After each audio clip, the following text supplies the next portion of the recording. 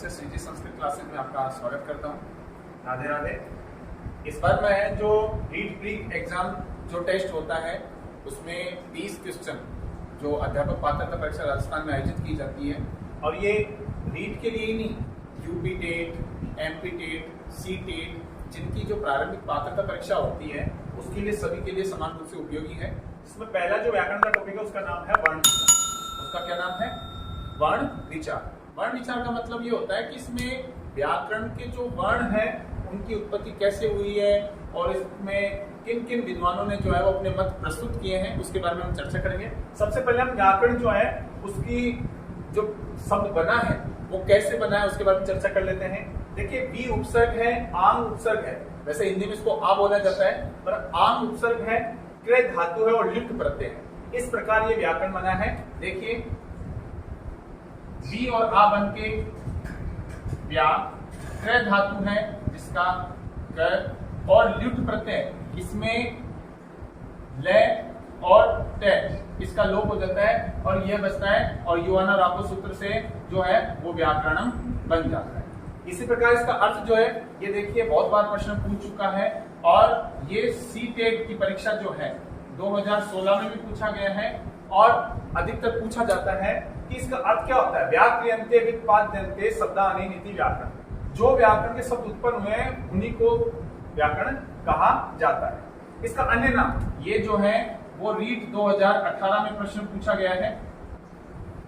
रीट 2018 में प्रारंभिक जो पात्रता परीक्षा होती है उसमें प्रश्न पूछा गया है कि व्याकरण का जो अन्य नाम है उसको किस नाम से जाना जाता है। उसको कहते हैं शब्द अनुशासन। क्या कहते हैं उसको? शब्द अनुशासन। अब व्याकरण के जो 3 मुनि हुए हैं, देखिए प्राचीन समय में जो है वो 3 मुनि हुए थे, जिनमें सबसे पहले जो हुए थे पाणिनि, उसके बाद में जो है वो कात्यायन। कात्यायन को जो है वो दूसरा नाम है वररुचि। आपको पूछ सकता है, सबसे जो पहला प्रश्न है आपको पूछेगा इन त्रिमुनियों में कि निम्नलिखित में से व्याकरण के 3 मुनियों में से कौन से मुनि नहीं है? पाणिनि, कात्यायन, पतंजलि या फिर भर्तृ। तो उसमें आपका ऑप्शन कट जाएगा भर्तृ। इसमें जो पहले जो व्याकरणाचार्य पाणिनि जिन्होंने 14 माहेश्वरी सूत्रों की रचना की थी। अब इसमें देखिए इन पाणिनि जी ने क्या है कि सूत्रकार, इनको क्या कहा जाता है? सूत्रकार। इनको पूछा जैसा आपको परीक्षा में पूछा जा सकता है कि पाणिनि का जो उपनाम है वो क्या है? सूत्रकार। क्या नाम है? सूत्रकार। और इन्होंने एक ग्रंथ की रचना की थी जिसका नाम है अष्टाध्यायी। जिसका क्या नाम है? अष्टाध्यायी। ये चीज ध्यान में रखिएगा, पाणिनि जो है उनका दूसरा नाम है सूत्रकार और इन्होंने एक ग्रंथ की रचना की जिसका नाम है अष्टाध्यायी। इसके बाद में जो है अगले जो कवि हैं, जो अगले महाशय हैं, मुनि हैं, उनका नाम है कात्यायन। उनको वररुचि भी कहते हैं और इनको वार्तिककार भी कहते हैं। इन्होंने वार्तिकों की रचना की थी, इस वजह से इनको वार्तिककार कहते हैं। और इन्होंने एक ग्रंथ की रचना की जिसको वार्तिकानि। आप पूछ सकते हैं वररुचि ने कौन से ग्रंथ की रचना की है, उसका नाम है आपको वार्तिकानि। इसी प्रकार बहुत ही महान जो है एक मुनि हुए जिनका नाम है पतंजलि, जिनके नाम पर बाबा रामदेव जी जो है वो अपने आयुर्वेदिक चीजें जो है वो निर्माण करते हैं। ये 2018 में, रीट 2018 में ये प्रश्न पूछा हुआ है। भाष्य, ये पतंजलि जो है उन्होंने किस एक ग्रंथ की रचना की थी? अष्टाध्यायी, वार्तिकानि, महाभाष्यम। तो पतंजलि ने जो है वो महाभाष्य की रचना की है और इनको भाष्यकार भी कहा जाता है।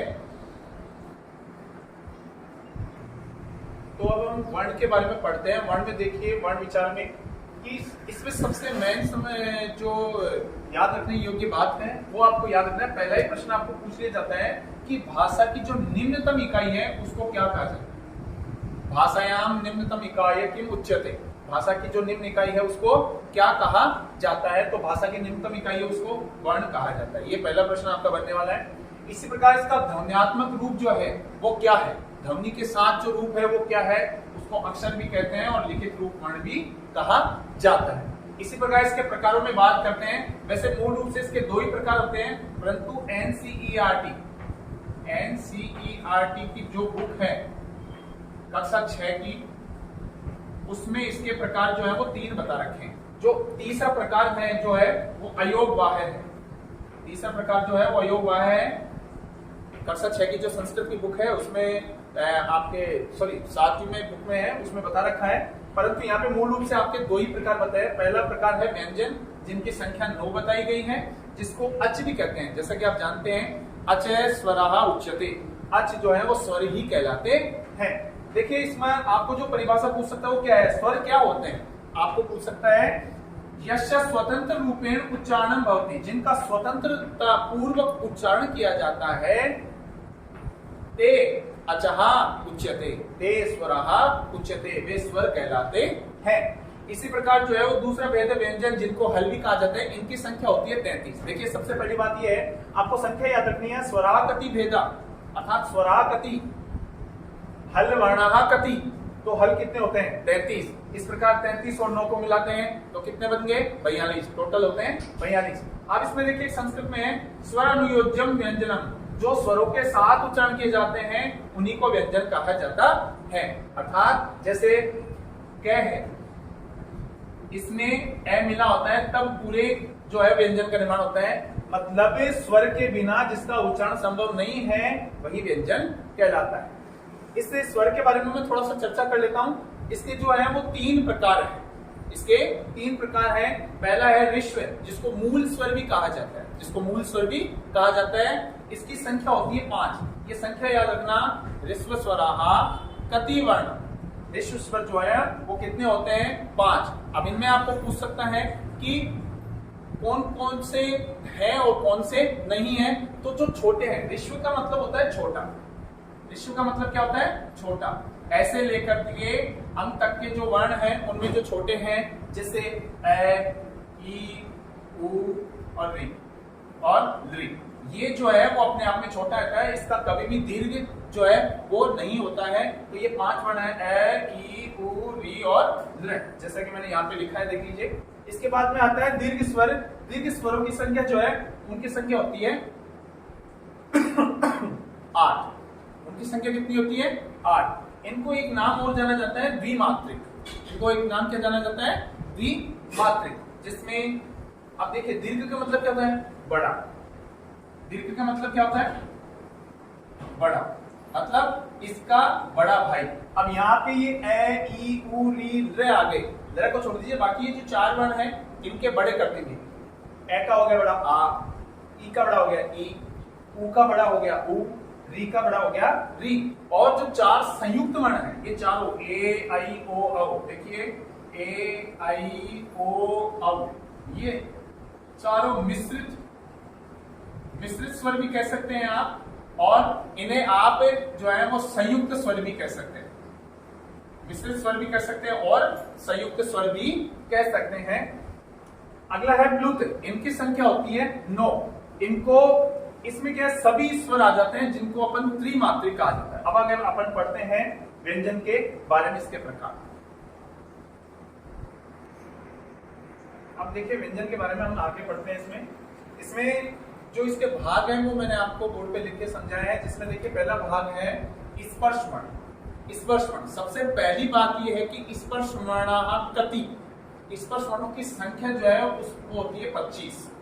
ध्यान से सुनिए, स्पर्श वर्ण की संख्या कितनी होती है 25। इनको उदित वर्ण भी कहते हैं। देखिए जैसा मैंने लिखा है उदित वर्ण, उदित वर्ण का मतलब है कु, चु, टू, टू और कु, मतलब 1, 2, 3, 4 और 5। अगर एक लाइन में 5 है तो 25 वर्ण इसके हो गए। इनका तात्पर्य यह है कि क वर्ग पूरा, इनको वर्गीय भी कहते हैं। तो इसमें क, ख, ग, घ, अण, तो क की लाइन पूरी, च वर्ग पूरा, ट वर्ग पूरा, त वर्ग पूरा और प वर्ग पूरा। इस प्रकार इसमें कुचु कुतुकु है। आपको सीधा सा सिंपल सी भाषा में पूछेगा कि स्पर्श वर्णों की संख्या कितनी होती है 25, और आपको पूछेगा क आदि जो अवसान है वो कौन है स्पर्श वर्ण। स्पर्श वर्णों का अपर नाम अर्थात दूसरा नाम क्या है उदित वर्ण। दूसरा आता है अंतस्थ वर्ण। दूसरा क्या आता है अंतस्थ वर्ण। तो देखिए इसमें सीधी सी बात है, अगर आपको कुछ समझ नहीं है वर्णों को छोड़ते हैं। जो 1, 2, 3 और आधा आधा 1, ऐसे 4 वर्ण होते हैं। देखिए मैं फिर से बता रहा हूं, अंतस्थ वर्ण, ठीक है। इसमें देखिए आधे और आधे को तो 1 कर दीजिए, 1 हो गया, 1 2 3 और ये 4। तो इससे आप पहचानेंगे इनमें वर्णों की संख्या कितनी होगी, 4, अर्थात य व र और ल ये सभी आधे होते हैं और य व र ल जो है ये अंतस्थ वर्ण कहलाते हैं। आपको सीधी सिंपल सी भाषा में पूछेगा अंतस्थ वर्ण कति, या फिर पूछेगा निम्नांकित वर्णः अंतस्थ वर्ण के न भवति, कौन सा नहीं है, तो इसमें य व र ल। इसी प्रकार ऊष्म वर्ण है, इनको सल वर्ण भी कहा जाता है और इनकी संख्या भी जो होती है वो 4 होती है, जिसमें श श श है। अर्थात जब हम इन स्वरों का, इन वर्णों का उच्चारण करते हैं तो मुंह से ऊष्मा का जो है वो निष्क्रमण होता है, बाहर निकलती है, तो उनको ऊष्म वर्ण कहा जाता है। एक होता है अयोगवाह है, इनकी संख्या भी 4 होती है, जिसमें देखिए विसर्ग होता है। विसर्ग का तात्पर्य है अगर कोई भी वर्ण के आगे से सांप ढस जाता है, उसके जैसे 2 बिंदी लग जाती है, उसको विसर्ग कहते हैं। अनुस्वार होता है अगर कोई भी वर्ण के ऊपर ऐसे बिंदु लग जाती है, उसको अनुस्वार कहते हैं। जिहा मूल्यम मतलब जीभ से उच्चारण करने वाला क और ख, ये 2 वर्ण ध्यान रखना। इसी प्रकार उपम्यमान्याम जो है वो प और फ। आगे हम उच्चारण स्थान पढ़ेंगे। उपम्यमान्याम कोष्ठो, होठ से उच्चारण करने वाले वर्ण जो है वो उपम्यमानीय कहलाते हैं। अब इसमें देखिए कुछ विशेष बातें हैं जो मैं आपको समझा देता हूं। एक साइड में मैंने वहां पे लिखा है, देखिए यम वर्ण, इनकी संख्या भी जो है वो 4 होती है, कु खु गु घुम। इसी प्रकार दुष्पष्ट वर्ण है वो भी र होता है। ये वैसे आपके परीक्षा में ये वाला और ये वाला पूछता नहीं है, आपके अयोगवाह है, ऊष्म वर्ण, अंतस्थ वर्ण और स्पर्श वर्ण। सबसे ज्यादा बार ये पूछा हुआ है रीट की परीक्षा में भी और सीटेट की परीक्षा में भी। आप किसी भी टेट की परीक्षा की तैयारी कर रहे हैं, अगर आप जो है इनको अच्छे से, ये मैंने ग्राफ इसलिए बनाया ताकि जो है आपको ग्राफ के माध्यम से जो है वो आसानी से याद हो जाए, ठीक है। अब इसमें कुछ विशेष बातें हैं जो मैं आपको बता देता हूं। आपको पूछेगा स्वर गति, सामान्य से पूछे स्वर गति तो आपको बताना है 9। आपको पूछे कुल स्वर कितने हैं तो उनकी संख्या हो जाएगी 13। उनकी संख्या कितनी हो जाएगी 13। आपको पूछे पाणिनि के अनुसार स्वरों की संख्या कितनी है तो उसमें 21 या 22, दोनों में से एक ऑप्शन देगा। 21 या 22 एक ऑप्शन देगा। आपको पूछे व्यंजन कितने हैं तो व्यंजनों की संख्या हो जाएगी 33 अर्थात 33। पाणिनि के अनुसार व्यंजनों की संख्या कितनी है तो आपको बताना है 42। ये चीजें ध्यान में रखने का, आप इसका एक बार स्क्रीनशॉट भी ले लीजिए, आपको ये चीजें याद में रखनी है। आगे हम देखते हैं संस्कृत भाषा में वर्णों की संख्या कितनी है तो वहां पे 42। अब 42 कैसे है, देखिए 9 तो स्वर हो गए और 33 व्यंजन हो गए, तो 33 और 9 कितने हो गए 42। इसी प्रकार संस्कृत जो वर्णमाला है उसके वर्णों की संख्या कितनी है अब देखिए यहाँ पे थोड़ा सावधानी यहाँ पे सावधानी है, संस्कृत वर्णमाला के वर्ण और यहाँ पे बोला है संस्कृत भाषा में वर्ण। संस्कृत भाषा में वर्णों की संख्या पूछे तब तो 42 है, और संस्कृत वर्णमाला के वर्ण पूछे तो यहाँ पर 46 आ जाएगा, जिसमें 13 प्लस 33 अर्थात कुल जो स्वर हैं उनको और इनको जोड़ करके यहाँ पे 46 हुआ है। और अगर पाणिनि शिक्षा के अनुसार जो है वर्ण पूछे तो आपको 63 या 64 दोनों में से एक ऑप्शन में आएगा। आप इसका एक स्क्रीनशॉट ले लीजिए। उच्चारण स्थान, देखिए व्याकरण में जो है वो उच्चारण स्थान का बहुत महत्वपूर्ण स्थान है। आपको मैं याद दिला देता हूँ, जो ये वर्ण विचार जो है, इस वर्ण विचार में जो है वो 3 प्रश्न लगभग जो है वो पूछे जाते हैं, जिसमें आपके उच्चारण स्थान से एक प्रश्न जो है वो पूछा जाता है। सबसे महत्वपूर्ण जो है वो प्रश्न जो है वो आपको, जो महत्वपूर्ण प्रश्नावली जो है जो पूछे जाते हैं उसी टाइप से मैंने आपको बिल्कुल शॉर्ट एंड स्वीट तरीके से बताया। फालतू जो है रामायण जो है आपको नहीं पढ़नी है। देखिए अर्थ जो है इसमें वर्णस्य उत्पत्ति उच्चारण स्थान भवति, आपको ये जो वृत्ति है वो याद रखनी पड़ेगी। इस वृत्ति में आपको याद रखना है जो वर्णों की उत्पत्ति का स्थान है वही उच्चारण स्थान कहलाता है। वर्णों की उत्पत्ति का स्थान ही जो है वो उच्चारण स्थान कहलाता है। वर्णस्य उत्पत्ति स्थानम उच्चारण स्थानम भवति। मूल जो उच्चारण स्थान, आपको देखिए कई बार पूछता है, ये रीट 2017 में जो परीक्षा आयोजित हुई थी, जो 18 में ज्वाइनिंग थी, जिसको 18 वाली कहते हैं आप, प्रति 17 या 18, तो उसमें आपको पूछा था मूल उच्चारण स्थान जो है उच्चारण स्थान कति भेदा। अब इसमें ऑप्शन दिया था 7 दिया था, 11 दिया था, 15 दिया था और 9 दिया था। इसमें जो है वो कई अभ्यर्थियों ने जो है वो 11 भी करके आए। आपको याद दिला देता हूं, आपको अगर उच्चारण स्थान पूछते हैं तो आपको 7 बताने हैं। आपको क्या बताने हैं? 7 बताने हैं। अब देखिए, बहुत ही महान व्याकरणाचार्य है जिनका नाम था पाणिनि, और उन्होंने कहा कि उच्चारण स्थान 7 नहीं बल्कि 8 होते हैं। उन्होंने एक उच्चारण स्थान बताया जिसका नाम था अलग 7 के अलावा उरश, जिसका तात्पर्य था हृदय। जिसका तात्पर्य क्या था? हृदय। देखिए मैंने लिखा है, पाणिनि के अनुसार उच्चारण स्थान 8 होते हैं, जिसमें 7 तो उच्चारण नॉर्मल होते ही है, एक अलग बताया उरश, जिसका मतलब होता है हृदय अर्थात दिल। अब कुल उच्चारण स्थानों की संख्या जो है वो 11 होती है। कुल उच्चारण स्थानों की संख्या कितनी होती है? 11, जो मैंने आपके सामने लिखे हैं। देखिए पहला है अकुह विसर्जनीयानाम कंठ है। इसका जो उच्चारण स्थान है वो है कंठ, गले से बोलने वाले।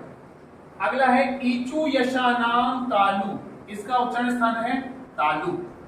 इस प्रकार ऋतु रसानाम मूर्धा, इसका उच्चारण स्थान है मूर्धा। ऋतु लशानाम दंता, इसका उच्चारण स्थान है दंत अर्थात दांत। उपदवानियानाम ओष्ठो, इसका उच्चारण स्थान है ओष्ठ अर्थात होठ।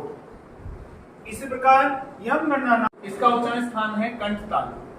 इसका उच्चारण क्या स्थान है? कंठ तालु। देखिए ये जो तीसरे नंबर का जो सूत्र है ऋतु रसानाम मूर्धा, ये अभी हाल ही में जो फर्स्ट ग्रेड की एग्जाम हुई है 2023 में, जिनको अभी ज्वाइनिंग मिल रही है, उस परीक्षा में इसको शुद्धि अशुद्धिकरण का पूछ लिया था। इसलिए आपको थोड़ा रिक्वेस्ट है, इन जो सूत्र दे रखे हैं इनका मात्रा, इनका विसर्ग, हलन, इनको आपको अच्छे से देख लेना है, एक बार बार बार लिख कर प्रैक्टिस कर लेना है, क्योंकि कई बार क्या होता है शुद्धि अशुद्धि भी पूछ लेता है। निम्नलिखित सूत्राणाम उच्चारण स्थान सूत्र किम न भवत, क्या नहीं है या कौन सा नहीं है, तो आपको थोड़ा मात्रा वगैरह उल्टा करके देगा या फिर बोल देता है शुद्धि अशुद्धि कौन सा है या नहीं है, तो आपको थोड़ा देख लेना है। इसमें क्या हुआ था कि इस से की जगह ये वाला से दे दिया था, और जो है वो बच्चे बहुत से कंफ्यूजन हो गए थे, इसलिए आपको कंफ्यूजन होने की जरूरत नहीं है, इसको बार बार अभ्यास करना है। इसमें देखिए सबसे पहला जो है ए और आ, कै वर्ग और है और विसर्ग, ये इसके अंदर आएंगे। इसी प्रकार ई, जय वर्ग, ये और से। इसी प्रकार इसमें री, तय वर्ग, रे और श। इसी प्रकार इसमें द्रे, तय वर्ग, ले और श। इसी प्रकार इसमें जो है वो ऊ, छोटा ऊ और बड़ा ऊ दोनों आ जाएंगे, इसमें पै वर्ग आ जाएगा। इसी प्रकार इसमें 5 वर्ण आगे देखिए नासिका से जो बोलने वाले हैं, य, म, न, ये 5 वर्ण नासिका से उच्चारण होने वाले। इसमें हो जाएगा ए और आई, ये कंठ तालु से बोलने वाले हैं। इसी प्रकार 8वां जो है वो ओ दो तो कंठोष्टम, इसका उच्चारण स्थान है कंठोष्ठ। इसका उच्चारण स्थान क्या है? कंठोष्ठ। इसी प्रकार बकारस्य दंतोष्टम, इसका उच्चारण स्थान है दंतोष्ठ, दांत और होठ। इसी प्रकार जिह्वामूले से जिह्वामूलम, जिह्वामूलम इसका उच्चारण स्थान है, और इसी का जो है वो नासिका, इसका उच्चारण स्थान है। अब इसमें देखिए ओ और औ, ये दोनों इसके कंठ उच्चारण है। इसी प्रकार इसमें वह है और जीवा से बोलने वाले, आपको पहले बताया है मैंने, कै और खे, इस प्रकार का जो है वो चिन्ह आएगा आपके, तो ये जीवा से बोलने वाले होंगे।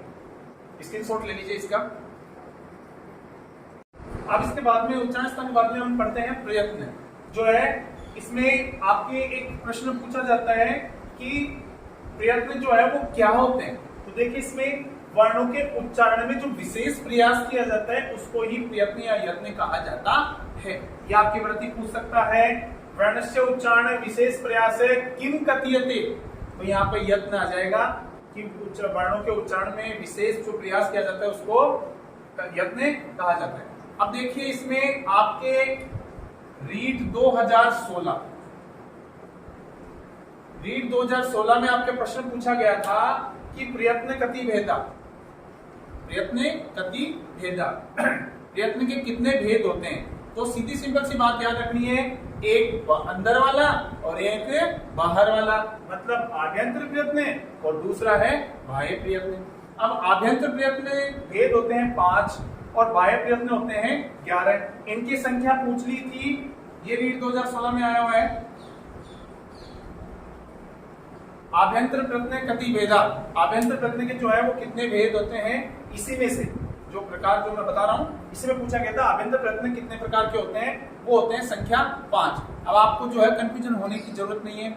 आभ्यंतर मतलब अंदर, अंदर तो जो है वो 5 है, 5 जने हैं भाई, बाहर लोग उन 5 जनों को पीटने के लिए कितने खड़े हैं, 11 खड़े हैं। तो आप लोगों को याद रखना है वो अंदर 5 इसलिए छुपे पड़े हैं क्योंकि बाहर 11 जने खड़े हैं, क्योंकि बाहर कितने जने खड़े हैं, 11 जने खड़े हैं, इसलिए अंदर 5 जने बैठे हैं। तो कंफ्यूजन होने की जरूरत नहीं है। फिर से बोल रहा हूं, अंदर जो है 5 जने बैठे हैं वो इसलिए बैठे हैं क्योंकि बाहर 11 जने, इस वजह से वो अंदर छुप के कितने जने बैठे हैं, आभ्यंतर मतलब 5। अब इसमें देखिए वर्ण के उच्चारण से पूर्व जो प्रयास किया जाता है उसको आभ्यंतर प्रयत्न कहा जाता है। पूर्व का मतलब पहले, ठीक है। वर्ण के उच्चारण, वर्णोच्चारणात् पूर्व प्रयास इति आभ्यंतर प्रयत्न कहते हैं। वर्ण के उच्चारण से पूर्व जो प्रयास किया जाता है उसको आभ्यंतर प्रयत्न कहा जाता है।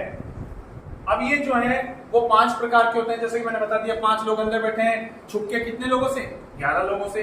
तो स्पष्ट, दूसरा है ईसद स्पष्ट, मतलब आपको याद कैसे करना, देखिए स्पष्ट हो गया, इसको भी स्पष्ट कर दिया मतलब ईसद स्पष्ट। एक हो गया विवृत, इसको भी विवृत कर दिया, और एक हो गया समृत। तो स्पष्ट, ईसद स्पष्ट, ईसद विवृत, विवृत और समृत। अब इनके बारे में आपको मैं बता देता हूं, छोटी सी जानकारी देखिए। जहां पे स्पर्श वर्ण आते हैं वो स्पष्ट होंगे, से स्पर्श, से स्पष्ट। और मैं आपको पूर्व में चर्चा कर चुका हूं, स्पर्श वर्ण जो है वो 25 होते हैं और इनको उदित वर्ण भी कहा जाता है, इनको उदित वर्ण भी कहा जाता है, जिसमें अपन चर्चा कर चुके हैं टू, चू, टू, टू और हु, इनके बारे में अपन चर्चा कर चुके हैं। इसी प्रकार अंतस्थ वर्ण, ये 4 होते हैं जिनके बारे में अपन चर्चा कर चुके हैं, ये, वे, रे और ल, ये 4 वर्ण होते हैं। इसी प्रकार ईसद विवृत है ऊष्म वर्ण, शलह ऊष्म वर्ण, मतलब श, और है, ये चारों वर्ण जो है वो ऊष्म वर्ण कहलाते हैं। विवृत जो है आपको याद रखना है विष, मतलब जहर, कितने बजे, 9 बजे दिया, विष कितनी बजे दिया, 9 बजे। इसी प्रकार विष का मतलब पूरे। अचाहा विवृत उच्यते, जो स्वर है वही विवृत कहलाएंगे, जो स्वर है वही क्या कहलाएंगे, विवृत कहलाएंगे। इसी प्रकार समृत। अब इसमें देखिए एक प्रश्न पूछ लेता है कि प्रयोग दशा में तो क्या होता है और प्रक्रिया दशा में क्या होता है। तो सीधी सिंपल सी याद रखनी, एक प्रवीण नाम का लड़का है, एक क्या नाम है, प्रवीण नाम का लड़का है। तो पै से प्रक्रिया दशा और वी से मतलब विवृत, और अगर विवृत प्रक्रिया दशा में है तो समृत किसमें दशा में हो जाएगा, प्रयोग दशायाम में समृत है, प्रक्रिया दशायाम में विवृत। इसी प्रकार जो है एक अलग और जो है वो बाह्य प्रयत्न, जिसके 11 भेद होते हैं। तो हमने इस पर देखिए विवार, स्वार, एक होश, विवार, स्वार, एक होश। इसकी एक ट्रिक होती है जो मैं आपको बता देता हूं, इसकी एक ट्रिक होती है,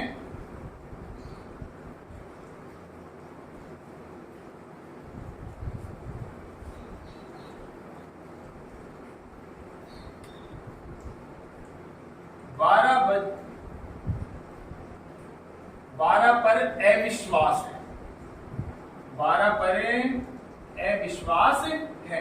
अब इसमें आप लोग देखेंगे कि सर ये 12 पर अविश्वास है, मतलब पहला और दूसरा वर्ण जो है वो किसमें आएगा, ए मतलब अघोष, वी मतलब विवार और श्वास मतलब श्वास।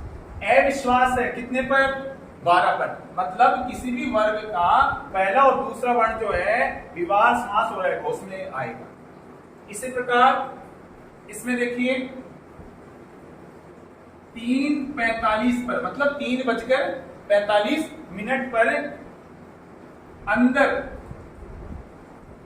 घोषणा है, ये ट्रिक है वो आप याद रखनी है।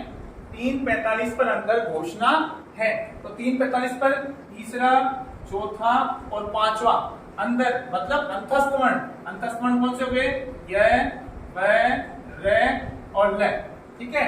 अंदर घोषणा है, घ, घोष, से, समान, ना, नार, ये तीनों आ गए। ध्यान से सुनिएगा मैं जो बोल रहा हूं उसको। 3:45 पर अंदर घोषणा है, तीसरा, चौथा, पांचवा और अंतस्थ वर्ण और है इसमें ये आपके शामिल कर लिया जाएगा। इसी प्रकार अल्प प्राण एक अल्पू नाम का लड़का है, एक अल्पू नाम का लड़का है जिसके पास 135 रुपए अंदर हैं, 135 रुपए अंदर है। अब देखिए इसमें कि अल्पू नाम का लड़का है मतलब अल्प प्राण और अल्प प्राण में पहला, तीसरा और पांचवा और अंतस्थ वर्ण। आपको पूछेगा, जैसे मान लीजिए आपके दे देता है कि वह जो है ये बाह्य प्रयत्नों में से किस में आता है, बाह्य प्रयत्नों में से किस में आता है। तो आपको अगर ये ट्रिक याद है तो उसमें आपको आराम से हो जाएगी। देखिए अंदर घोष में अंतस्थ वर्ण किस में आता है, स्वर, नाद और घोष, तीनों में से एक दे देगा और एक इनमें से दे देगा। तो इसी प्रकार आपको इनमें से छांट के लिखना पड़ेगा। इसी प्रकार महाप्राण में देखिए 24 बार ऊष्मा भरी,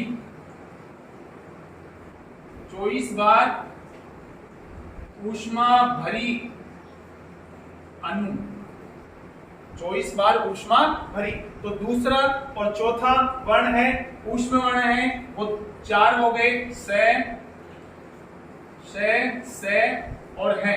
ये चारों वर्ण, दूसरा चौथा वर्ण ये और अनुस्वार वर्ण जो है वो किस में शामिल हो जाएंगे, महाप्राण में। इस प्रकार उदात्त, अनुदात्त और स्वर, इनमें जो है वो पूरे स्वर आते हैं।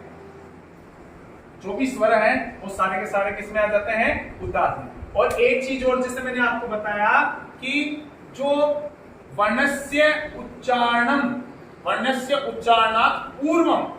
पूर्व में जो है वो तो आ जाएगा आभ्यंतर प्रयत्न, और वर्णोच्चारणात् पश्चात प्रयास जो है वो बाह्य प्रयत्न आ जाएगा। ये हमने आज एक जो है वो रीट की क्लास जो है, रीट राजस्थान अध्यापक पात्रता परीक्षा या फिर यूपी टेट, आर टेट और एमपी टेट, किसी भी राज्य की टेट हो उसके लिए जो एक संस्कृत व्याकरण का जो टॉपिक है वर्ण उच्चारण, उसके बारे में हमने चर्चा की है। और ये सीटेट के लिए भी, सेंट्रल गवर्नमेंट के लिए भी जो पात्रता परीक्षा होती है उसके लिए भी बहुत ही उपयोगी है। मैं आशा करता हूँ कि आपको बहुत अच्छे से समझ में आया है। और अब हम जो है वो अध्यापक पात्रता परीक्षा जो है उसके टॉपिक वाइज जो है पात्रता परीक्षा के पहले प्री के होने के बाद में फिर मेन में जो आते हैं, व्याकरण के हो चाहे वो साहित्य के हो, हम टॉपिक वाइज जो है इस पर चर्चा करेंगे। तब तक के लिए हमारे चैनल को देखते रहिए, श्री जी संस्कृत क्लासेज। इसको लाइक और शेयर करना न भूलिएगा और अपने दोस्तों को कहिए आप भी चैनल को सब्सक्राइब कीजिए। तब तक के लिए जय हिंद, जय भारत।